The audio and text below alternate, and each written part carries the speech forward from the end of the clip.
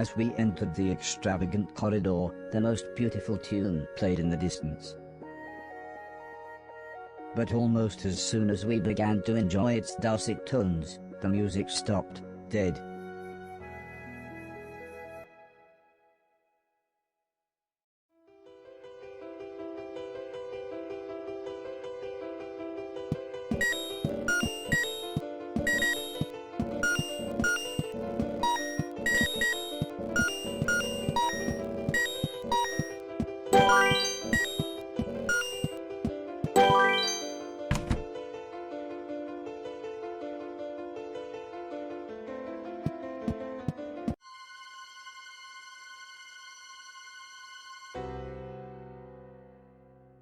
The professor was dead, but everything seemed wrong. He was old, very old, maybe 20 years older than when I'd last seen him. Mr. Silton sounded very sad when he said, "How did anyone even get in here?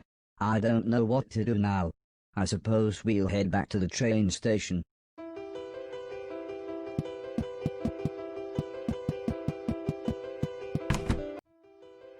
It was hard to believe the professor was gone.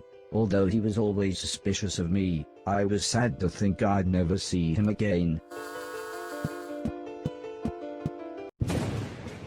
"Is it?" "Yes, it is. This is the right day," said the professor as he jabbed at a small metal box. "I don't know how much time I've got to explain," he continued as a bright light began to surround everyone. "Oh, not long at all."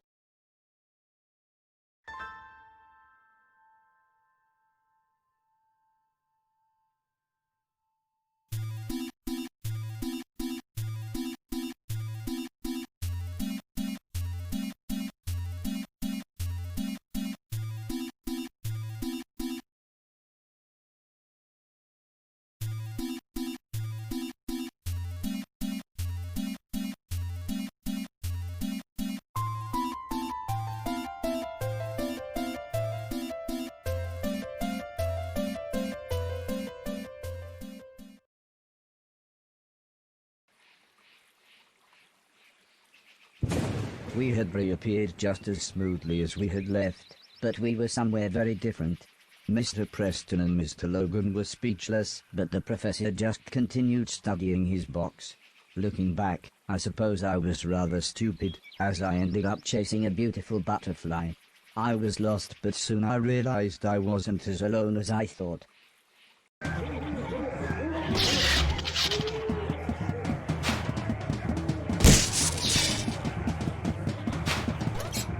I couldn't believe we had time traveled, but there was no time to sightsee. Now, this was clearly worth something.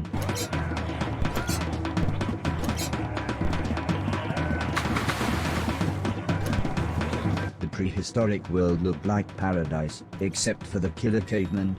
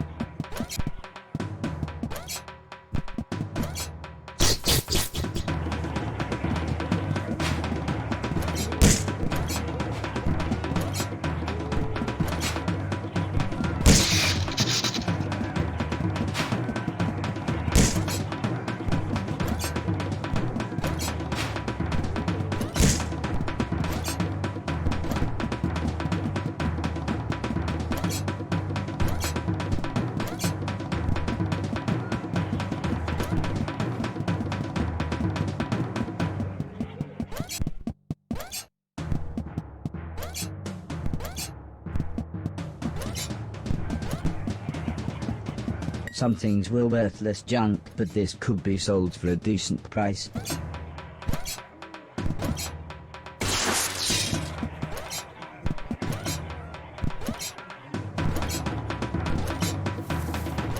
I would have liked to have a look around, but I had to get back to the others.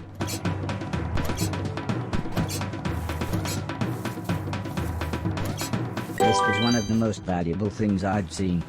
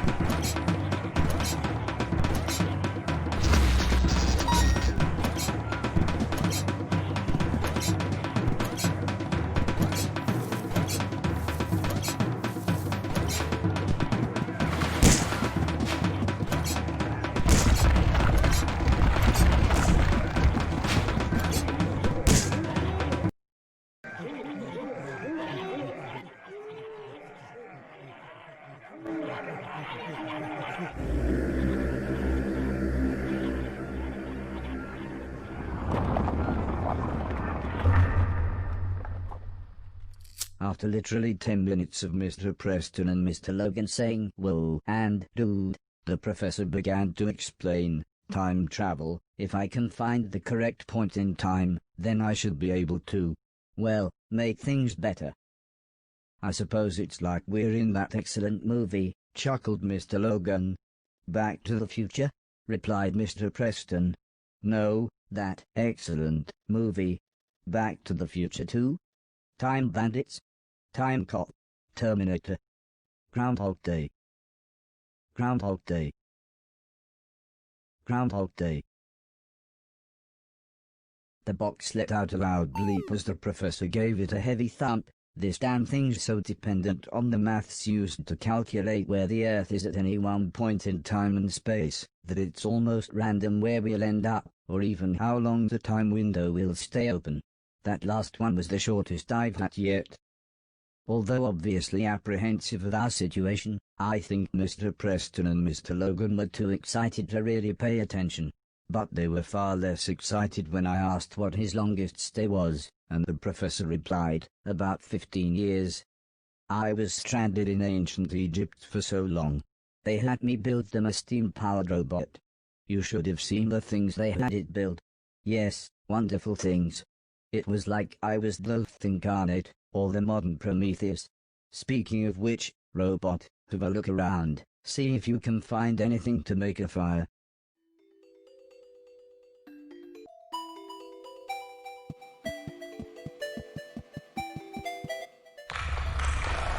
As great as my shoes were, they weren't much use when there was nothing for them to stick to.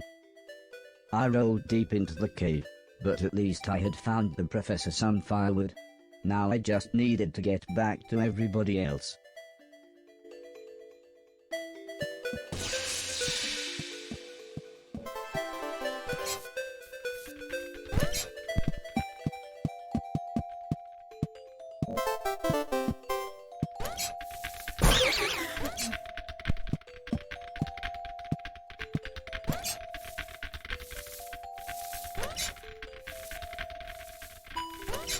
It may seem ridiculous, but I really did fall this far into the cave.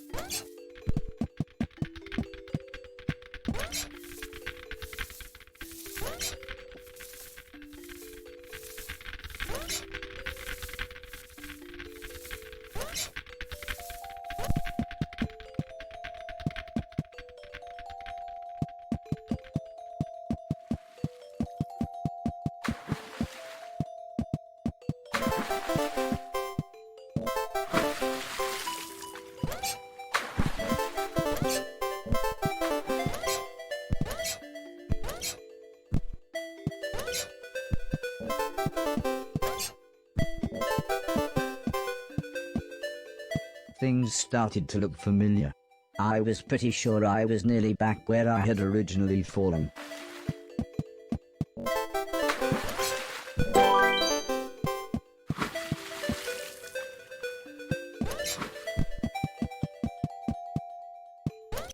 Everybody warmed themselves by the fire. In the orangey glow, the cave even looked a little homely. Mr. Logan was much more comfortable now that he could see his surroundings, but Mr. Preston kept saying, "We're in bloody dinosaur times." The professor laughed. He pointed out that there was 65 million years between dinosaurs and the emergence of man. But that just made Mr. Preston panic about possible dinosaur ghosts. I got the feeling Mr. Logan had heard this kind of talk before, as he sighed when he said, "Oh, I suppose you believe in ghosts as well now, do you?" "Well, yeah," said Mr. Preston. "Barry's missus says this bloke who works with her uncle reckons his brother saw one. Fact."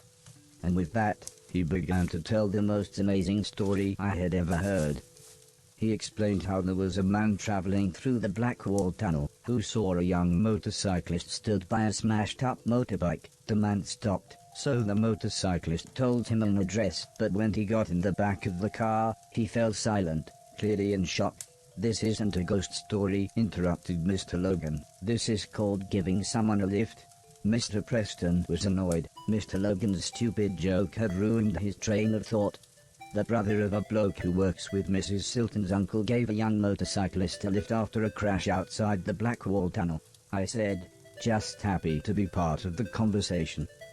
"Yeah, that's it," said Mr. Preston as he explained that when the man arrived at the address, the motorcyclist had vanished.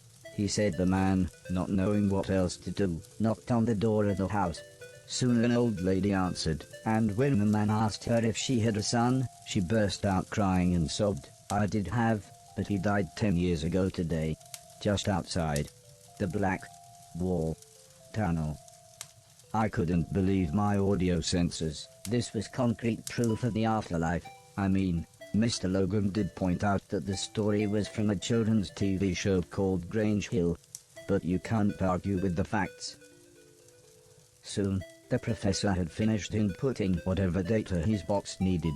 "Robot," he said, "we need to be outside for my computations to be truly accurate. Find us an exit from this platonic allegory." "Okay. Find us a way out."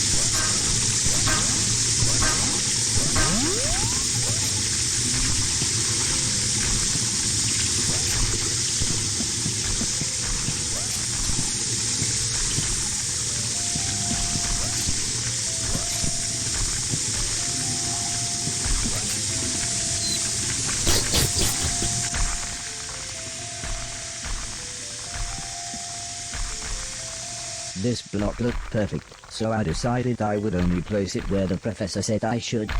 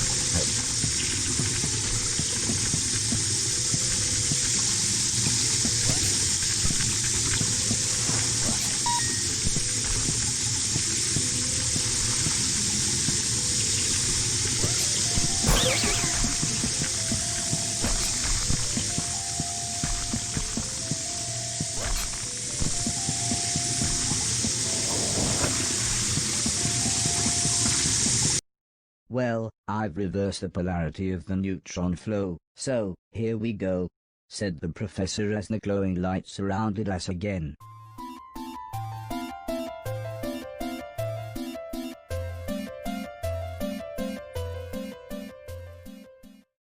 This is it, said the professor as he looked around. Oh no, he gasped as his expression became far more serious. It's the wrong time.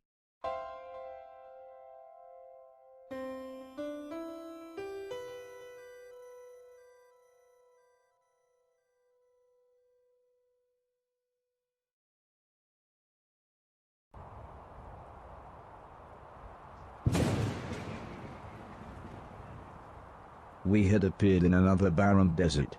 I was beginning to think that the past was made of nothing but sand. The professor looked concerned as he examined his box. It was then that we realized we were completely surrounded. The men seemed to think I was some kind of god, or, as it turned out, some kind of sacrifice.